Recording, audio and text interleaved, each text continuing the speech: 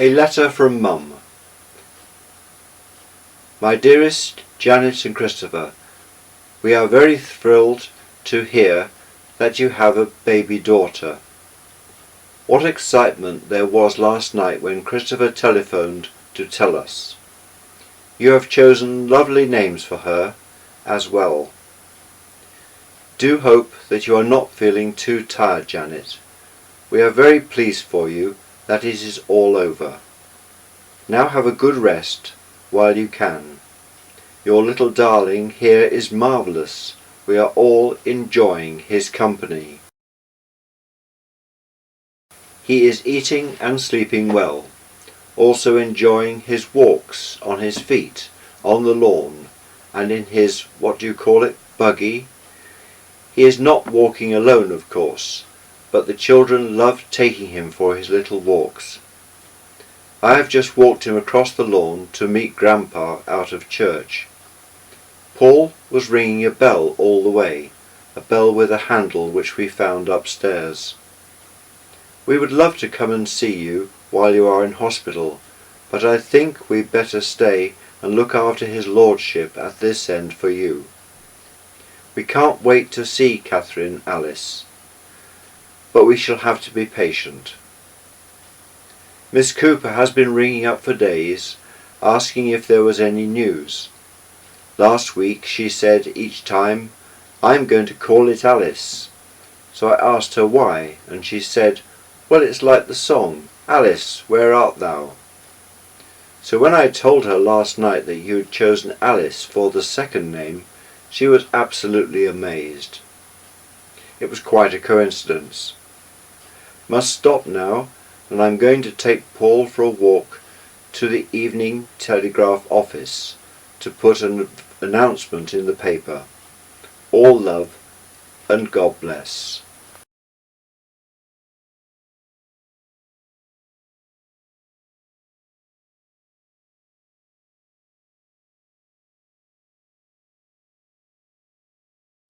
For the first 2 years I had cycled to and from college, and one evening discovered that the handlebars of my bicycle had been stolen and that the thieves had cut through the brake and gear cables.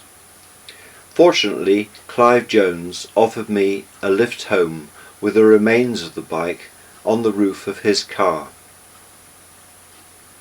An English lecturer named Brian Cooper had great difficulty controlling the students, and also had great difficulty in remembering to return his library books. This was discovered when his garage was opened to reveal 1,000 college library books. The college principal killed 2 birds with 1 stone by appointing Brian full-time librarian when the post became vacant. The Business and Management Studies team, Kevin Commons, Norman Moore, Edgar Owen and I, met together most lunchtimes to play bridge, when I would eat my Hazlitt sandwiches.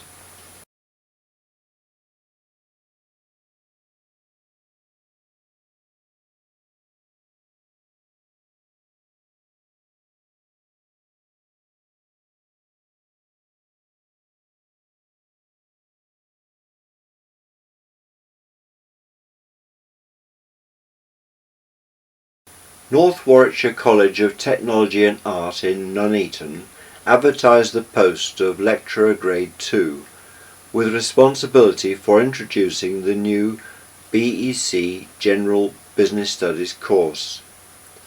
I was selected and began work in January 1978, in the face of some resentment from an internal candidate who didn't get the job.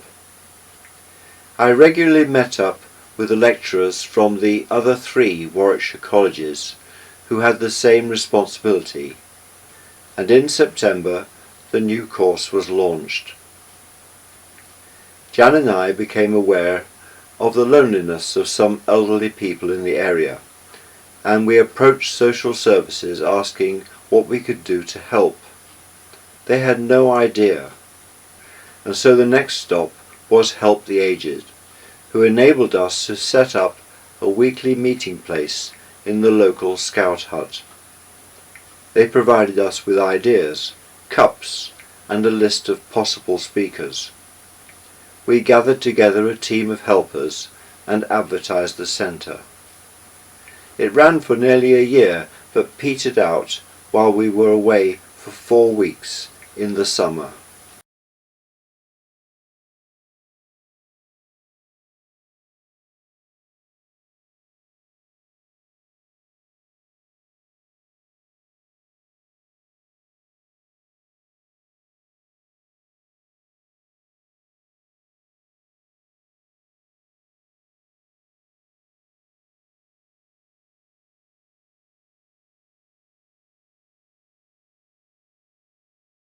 Mum and Dad looked after Paul and Catherine at Kettering, while Jan and I drove to the Isle of Skye, where we met Elizabeth and John. On the drive up, we ran out of petrol at midnight on the A74, and only made further progress thanks to a gallon of petrol kindly given to us by the local police force. We stayed at the campsite of a mean Scotsman named MacLeod, who kept the immersion switch in the washrooms turned off for most of the time. We had 3 other memories of that holiday. It rained most of the time. We all suffered from sheep ticks, attaching themselves to quite often unmentionable and uncomfortable parts of our bodies. And on the last day of me taking down the tent while the others were still inside drinking tea. Sorry.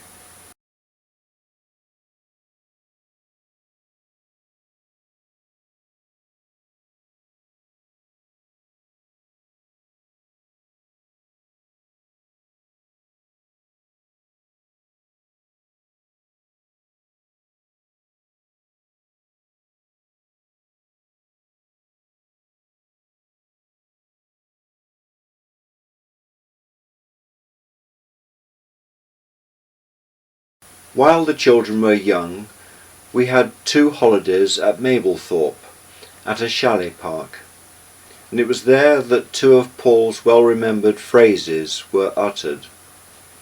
On a visit to a small zoo, a parrot was happily consuming a piece of fruit, when Paul called out to it, "Don't eat a Pip's bird." On another day, it unexpectedly began to rain. We had no coat for Paul, so he made 3 holes in a plastic bag. But he was not amused, and told us in no uncertain terms, "That's not a coat."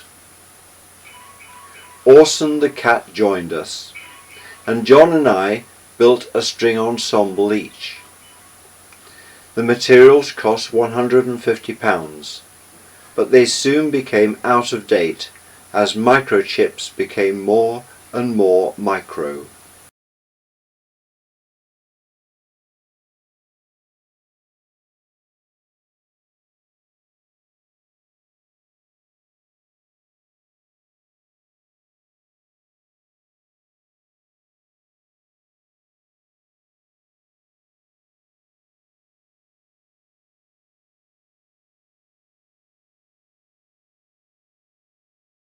The Times newspaper was on strike, so there was no educational supplement. To fill the gap, a new weekly paper with teaching job advertisements appeared. One day, while idly looking through a copy, I saw an advertisement for a senior lecturer's job in the Isle of Man. I applied and was called for interview. Jan and I went and had a look around the island. To my surprise, I was offered the post, but we found it difficult to find a home as the market was so active. In the end, we agreed to buy a house which had not yet been built.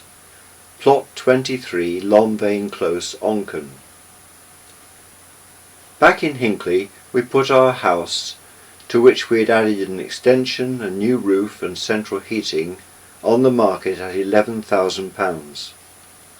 A lawyer's secretary, Mrs. Renwick, agreed to buy it, and the sale went through quite quickly.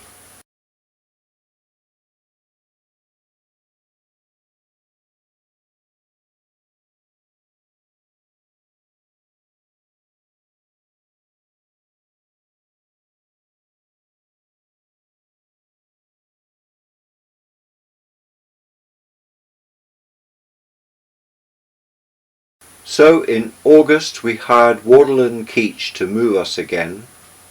They did not use the new roll-on roll-off facility that had just started to run from Heysham, and so all of our possessions were unloaded by Liverpool dockers and put into a container for their trip across the Irish Sea. With the result there was a fair amount of damage and loss.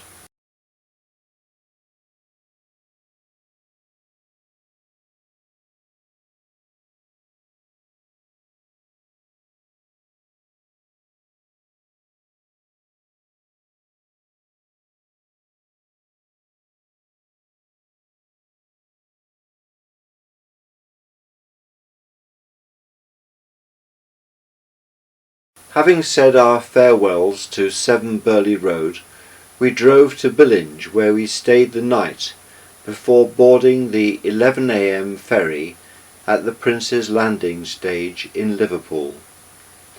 The weather was fine, but as the boat neared the Isle of Man, the sky became darker.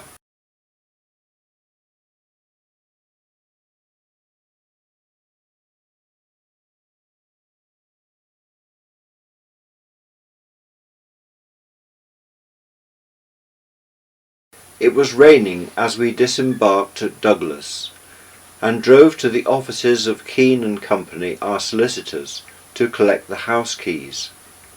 However, they did not have them, so we had to sit in the car for 2 hours with the rain pouring outside while someone was dispatched to Port Erin, where the builders' offices were.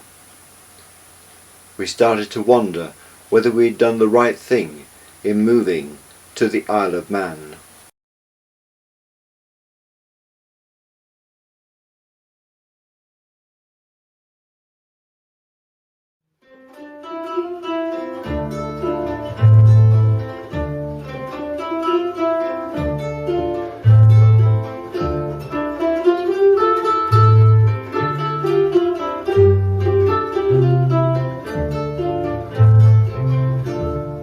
Sunshine when she's gone, it's not warm when she's away. Ain't no sunshine when she's gone, and she's always gone too long anytime she goes away.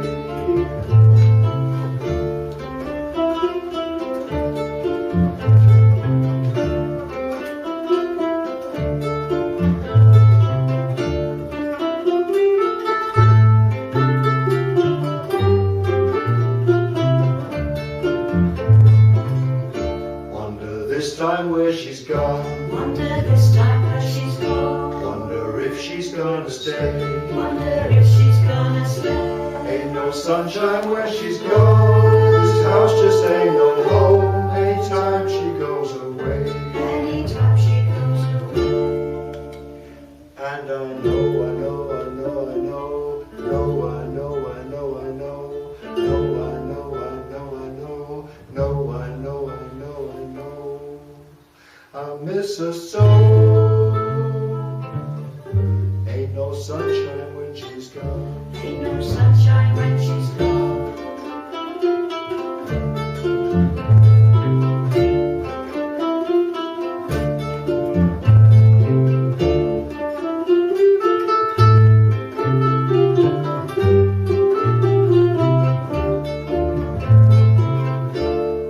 Sunshine when she's gone. Ain't no sunshine when she's gone. Only darkness every day. Only darkness every day. Ain't no sunshine when she's gone, and this house just ain't no home anytime she goes away.